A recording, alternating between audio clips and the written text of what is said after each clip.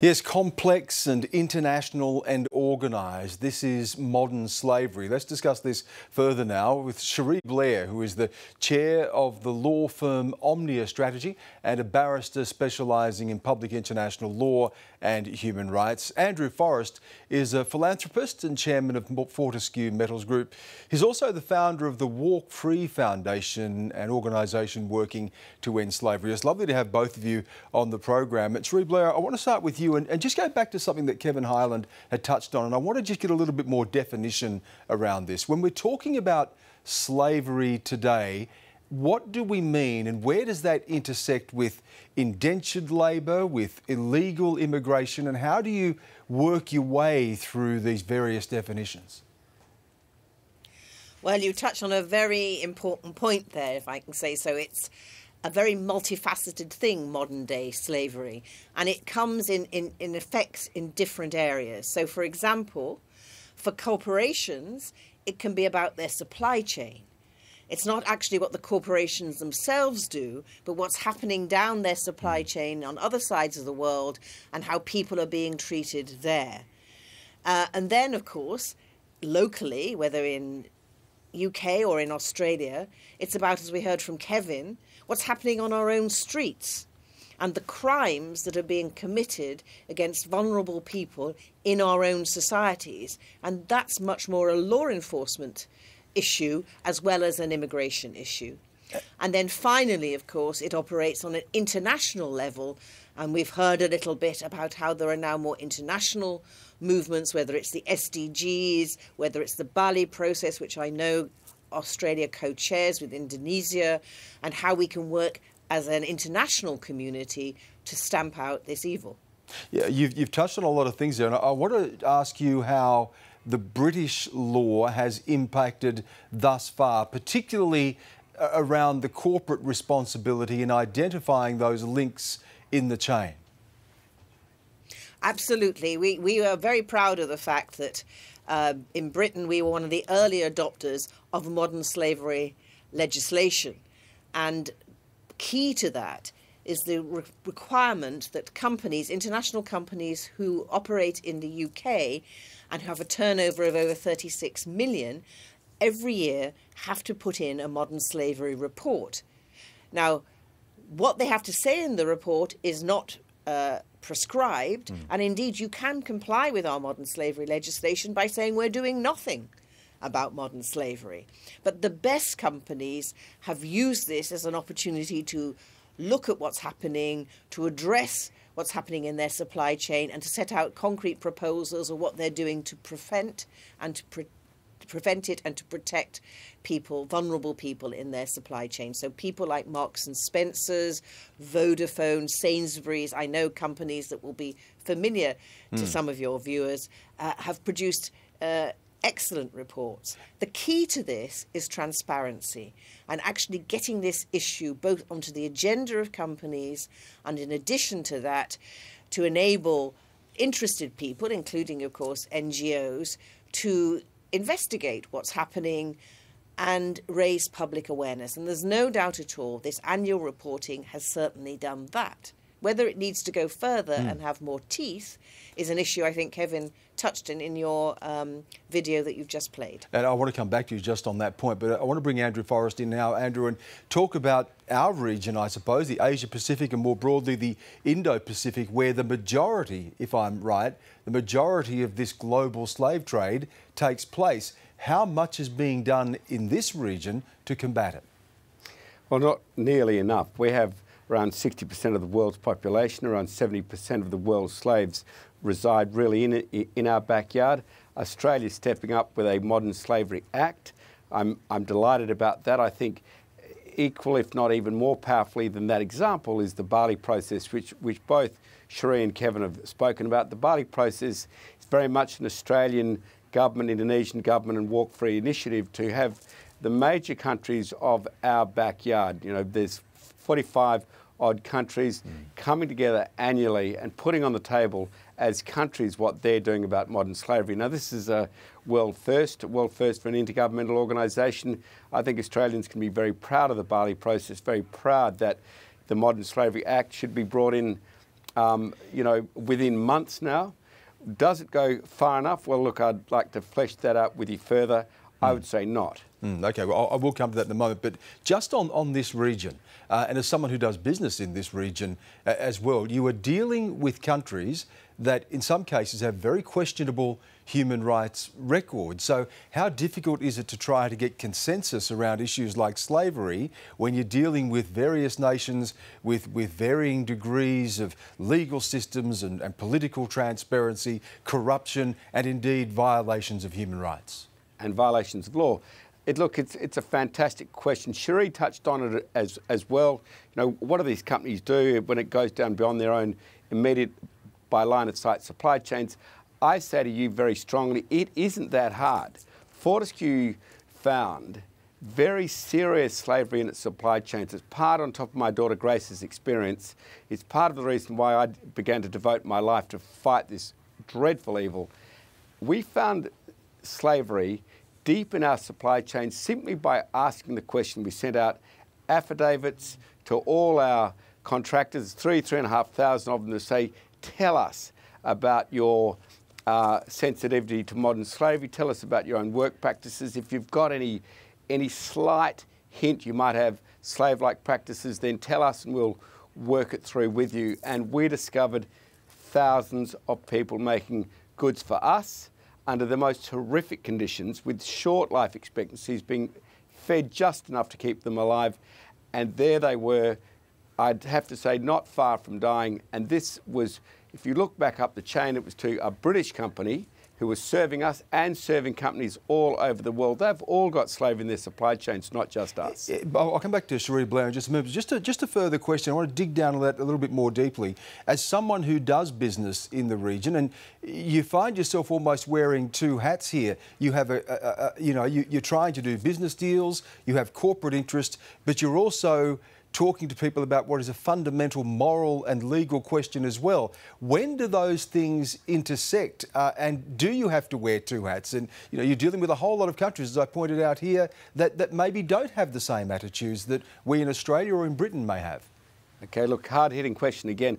I don't think you have to wear two hats. It's one hat. As someone I deeply admired said, for all the philanthropy in the world, it's not as powerful as running your businesses ethically. Now, if you run your business ethically, you're going to ask the question of all your suppliers, tell me about your labour practices, make sure you've researched them. If you haven't researched them, go and find someone else to be your customer. It won't be us. It's a single hat. Now, there are companies around the world in the chocolate industry, in the garment industry, in the seafood industry, which are looking the other way. If you look the other way, then you're going to end up enslaving someone. If you're a chief executive thinking, I've got two hats, you haven't, you've got one. Cherie Blair, is that a difficulty in the UK where if you have UK-based companies, they may have one approach, but you're often dealing with multinational companies that operate as well inside the UK? You've written about this and said there is no one-size-fits-all. This is a complicated legal and political maze that you have to navigate. How have you found that experience from the UK? Well, you're absolutely right that it is complicated and multifaceted, but I absolutely agree with Andrew that in today's world, being a good corporate citizen is the number one priority for all multinational companies, because if you're not, it does come back to haunt you. I've just been to Bangladesh, for example, and we all know what happened with Rana Plaza there. Now, that was an issue of health and safety and the conditions in the factories. And as a result of that, of course, when so many people died, it ended up with litigation in the Permanent Court of Arbitration in The Hague, where I was also recently, where the companies were being held to account not just morally, but also through their pocket to account for what had happened in factories that were subcontracted to them to provide them with clothes in their supply chain. So companies cannot avoid the fact that this is something that not only happens abroad, it also can happen and affect their bottom line, their reputation, and their position as global corporate citizens. So we have found, as I said, that the best of companies understand that and are doing all they can. Now, of course, you cannot expect a corporation in any country in the world to become a substitute for the government. The governments have the obligation they're the primary people who are involved in human rights in their countries, but corporations have to respect human rights. And so corporations have a role to play in that. And that role is both a legal role, but it's also a reputational role, because you want as a company to be a company that people want to buy your products. You want as a company to be a company that investors can feel we can place our money in these companies, because when we do that, we know there's no skeletons in the cupboard. And so corporations have a huge role to play, as of course do NGOs, who bring their role, which is to expose what's going on. Andrew, we live in a world now where there is so much outsourcing, and trying to identify where those links in the chain are and to try to line up what may be one corporation with the various other entities that corporation will deal with, who may or may not be involved in slavery. Just take us through a process of trying to identify those links in the chain. Okay, it's about showing very deep interest and telling your employees and your procurement managers you have a really deep interest. Now, there are companies out there right now who procure from Africa. They procure minerals from African organisations who use slave child labour. These minerals go into batteries, into electronic games, into electronic goods all over the world. They've all got slave in their supply chains. Why? Because the chief executive or the presidents of these organisations don't ask the question. They don't say, like Forrest have said, procurement managers, if someone else finds slavery in our supply chains and you haven't looked hard enough, be it known, it's going to be on your head personally. Now, procurement managers, they're as ethical as we are. They don't want that to happen. But when they know they've got the air cover from the chief executive or the president of the organisation, the board of directors, they've got the air cover to really look, they get out and look. And it's only when things get a bit tough commercially, the president or chief executive decides to look the other way, might affect his pay packet, might affect his bonus, look the other way, no one's going to really find out. Well, that behaviour must come to an end. Yeah, Cherie, can we turn away from the corporate now to the personal? And from your experience as well, working in this field as a human rights lawyer, what are the people that we're talking about here? The people at the bottom of this chain who are sometimes being kidnapped or sometimes being forced into indentured labour, having their passports withheld, experiencing the full range of things that vulnerable people are going to be exposed to. Just how difficult is it at that grassroots level to be able to intervene and help people? Well, I think you touch on a really key issue here, and it's something, I think, as a result of our Modern Slavery Act that has become more apparent when we talk about law enforcement, because all those things you've identified are, of course, crimes. But the question is, are we actually treating them as crimes? And particularly, are we treating the victims of these crimes, the modern slaves, as victims, or in fact, as perhaps too often happens, are we looking at them simply as illegal immigrants? And I think when you look at what's happened in the UK, we have seen more prosecutions for sure happening, though not huge numbers, for modern slavery. But recently, our Inspectorate of Constabularies published a report which said that actually across the UK, some police forces are doing very well about this, but many others aren't really aware about modern slavery, or they're not transmitting that down to the constables on the beat. And therefore, when they do come across such matters, they tend to be looking at the victims not as victims, but as illegal immigrants. So, for example, they cited a case of a Chinese woman who they picked up outside one of these nail bars, and the police returned. She said how she was being treated, but the police returned her to her employment after looking about her immigration status. It was only later when they went back to the police station and someone said, did you think this could be a slavery issue? By the time they then went back, everyone had disappeared. It's a bit like, I remember ages ago when we first really came to grips with domestic violence. And it's a question of a mindset change here, of understanding that this is about a victim and not simply about someone who's broken the law. in relation to immigration. And that takes time, that takes education. But the more we have awareness raised of this issue, the more we're likely to see a progress in this front. And in the UK, there's already a bill going through our House of Lords at the moment, which wants to extend support for the victims of modern slavery from the current 45 days to over a year, where they are guaranteed for a year time to get back their lives before they have to leave the UK. Because otherwise what you get is people coming through a system here for 45 days, then sent away again, go back home, and lo and behold, the whole process starts again. And so Andrew, we have to start seeing people as victims. Andrew, that is going to be an issue here, isn't it? Because we know that illegal immigration has been a red-hot political issue for years in Australia. Is that something that you've already raised with the government, or would be raising, this question about the intersection of illegal immigration and slavery, and how do you separate those two things, and how do you treat the victims of slavery as victims rather than criminals who may be here illegally? Okay, so you raise a very important point. It goes straight to the heart of the gaping hole in Australia's Modern Slavery Act. We've got a lot to be proud of with our Modern Slavery Act, but we're coming a long way second. We don't have an independent commissioner, which means if you find things going wrong on the streets or in your supply chains, or you just have a suspicion, you have to go to the judge, the jury, in fact the jailer as well, that's the government, to talk about this, to raise these issues. You basically are unlikely to do it. If you can go to an independent commissioner, then you know that you're going to be able to share what's happening in what you have seen with other organisations, with other people. Your information is going to be safe. You can do something about it. But we're seeing now, right here in Australia, even tonight it would be happening, that people are being caught with their passports, having confiscated passports. They are the slaves. They have taken passports away from people who have come to visit Australia. They've put them to work. It could be in prostitution, it could be in car washes, it could be in construction, it could be in illegal fishing, it could be in anything.